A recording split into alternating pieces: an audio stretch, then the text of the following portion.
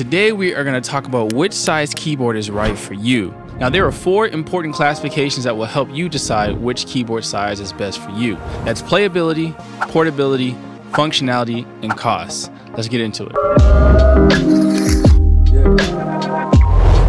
So, playability, what I mean by that, I am a die-hard piano player. I love to play acoustic pianos and I love the expression of a grand piano, and that ability to express myself through piano is very, very important. And to do that, I need a weighted hammer action key bed. Now, this is what I mean by playability. Weighted hammer action keys only come in certain sizes, and that's usually 73 on up. This is a non-negotiable for me that my main board have weighted keys so I can express myself the way I desire on a grand piano sound. So that limits me to 73 on up. I have not ran into a manufacturer that yet makes a 61 key weighted, which I would absolutely love, and I'm sure there's a huge market for that. So whoever's out there watching, Yamaha, Roland, Studio Logic, Nord, if you want to make a 61 key weighted hammer action, I will be a for sure buyer. You have to think about your playability as a musician. If you're more of an organ player or a Rhodes player or more of a synth player, then you have a lot more options because you don't have to have a weighted keyboard. But for those who do, you got to go 73 or higher. And even when you do that, they still only make a limited amount. So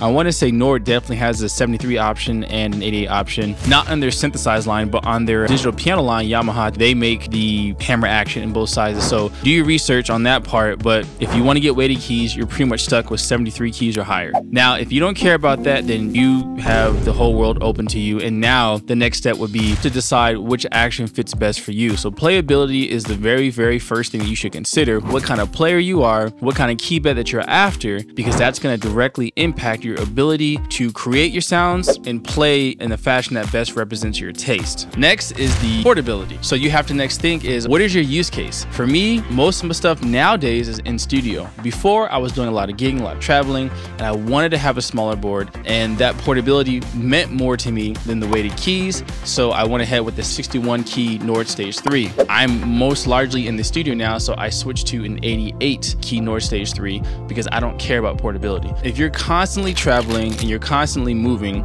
it might be worth it to get something that's very portable to save your back.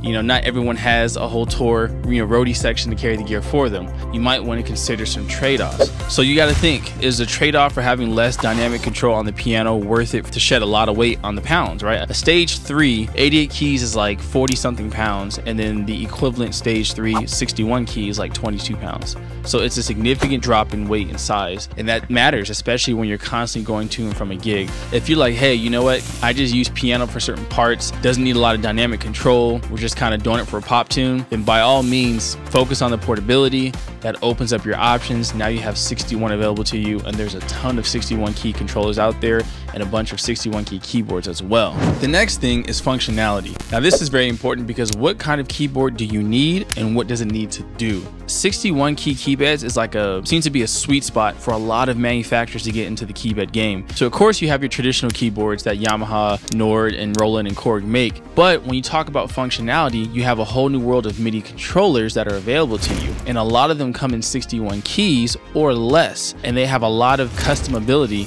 that you can program to control other things. So you might be really interested in something portable that has a lot of ability to program, well then you might want to consider a MIDI controller, and usually the 88 key sizes don't exist for the ones that have a high level degree of flexibility in their programmability. So things like Akai, Nectar, Novation, Native Instruments are just a few that make 61 key keybeds. They also make the 88, but you'll find more keyboards around 61 keys that have a lot more support for a bunch of different program stuff. M-Audio is another one too, and you'll see them 61 key, 25 key, 31 keys. So pay attention to the functionality that you need, and just know that in different size classes, you'll find that there are different options available to cater to those functionality needs. Now the last segment is cost. Now this is pretty obvious, but different boards cost different prices. The bigger boards cost more.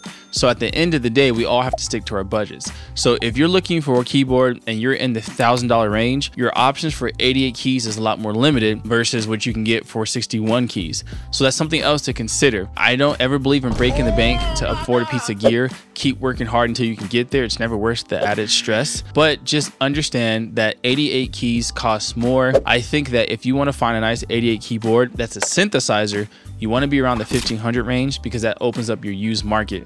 A lot of those keyboards that were $2 grand, 2200 brand new, you'll see are now 1500 in the used market. But if you're looking for a digital piano, your options open up even more because digital pianos are cheaper because they don't have as much going on inside of them. So just keep in mind that the bigger the keyboard, the more it's going to cost. The smaller the keyboard, the less it's going to cost. If you have any keyboard by the same manufacturer, the bigger sizes cost more money. So just keep that in mind when you're figuring out your budget. Also too, think about if you need a synthesizer or a stage piano.